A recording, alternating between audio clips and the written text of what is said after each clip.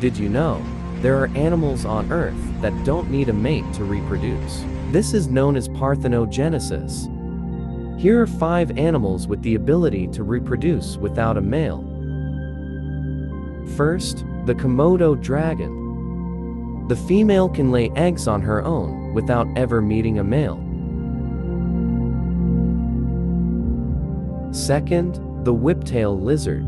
This species is all female. There are no males at all.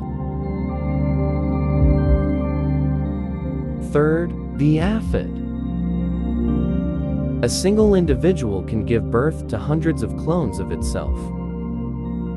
Fourth, the planarian. When its body is cut off, it grows into a new individual.